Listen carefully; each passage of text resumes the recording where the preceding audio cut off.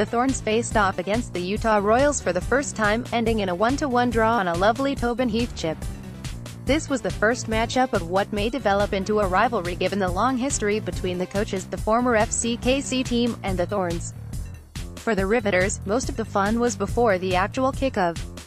This was the first away day of the season within driving distance. Away day Adventures Several Riveters motored to Salt Lake City, including capo Alex and friends who took Mark Parsons along for the ride. Several stops were made for scenic photos. You can see the full collection on the.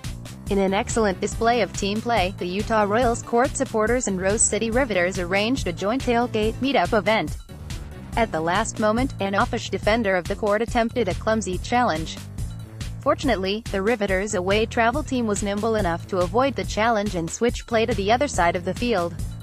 A successful tailgate was still had, sans most of the court. The matter ended with this serenade. The next day's Salt Lake Tribune featured the match recap teaser atop page 1. The article referenced the sudden disinvitation of the Riveters to the tailgate and the social media uproar that ensued. This was perhaps not the type of coverage that the Royals wish for, but as the old saw goes, there's no such thing as bad publicity. You find the juicy details at the Oregonian or Salt Lake Tribune sites, and on Facebook in the Riveting or NWSL supporters groups. I counted 48 Riveters in the corner section, which included some Portland fans who migrated there as the match progressed. The stadium was less than half full, so the adjacent section was left empty as a buffer. The buffer effect was nullified by our vociferous support. The Riveters had 3 drums, and 48 voices, and managed to drown out the larger court with their 2 drums. This was partly due to us being placed under the roof, which amplified our noise, versus out in the open for the court. I met several court members, who were universally friendly, it should be said, and they commented that they could hear us better than they could hear themselves. Rio Tinto Stadium is in a suburban area with freeways and malls, yet offers a beautiful view of the Wasatch Mountains nearby. Facility is quite nice, although I detected no evidence of tater tots. Super special news. Hailey Kilgore was nominated for a Tony Award for lead actress in a musical for her role as T. Moon in Once on This Island. The award ceremony is June 10th starting at 5 p.m. on CBS.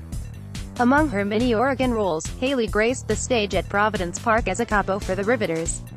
She also sang the anthem many times for the Thorns. Now she's moved to an even bigger stage. Win or not, this is a huge accomplishment for one of our own. The numbers as mentioned, the Royals drew a smaller crowd than their opener 8,446. This is still a respectable number and should only increase, especially if the team starts winning. Elsewhere, Orlando drew 5,058, which is better than last week but still down 24% over last year. The Spirit had 3,448 fans for their match. They are up 14% over 2017 and recently announced that they will play one match at the brand new Audi Field in downtown DC.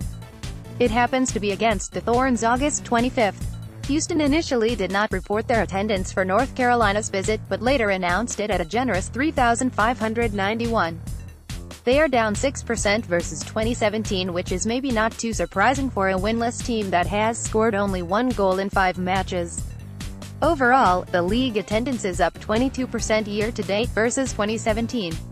While this is down 5% from last week's figure, it is still considerable progress year-over-year. The Houston, North Carolina game was Lifetime's Match of the Week. The broadcast drew 156,000 viewers, less than last week but up from a few weeks earlier. In a departure from usual practices, the GO90 webcast of the Utah-Portland match used commentary audio from the local TV station's feed rather than their own professional studio announcers. The result was a somewhat Homerish and loud production without a knowledgeable WOSO presence or a female voice. The video direction was decently done, though. Up next, our first real rivalry match is the Lifetime Match of the Week on Saturday as the Seattle Reign come to town. Kickoff is at 12:30, gates will open at 11 a.m. and the lines for coffee are likely to be long. Besides being Seattle, this game has extra spice with Ali Long's return in enemy colors.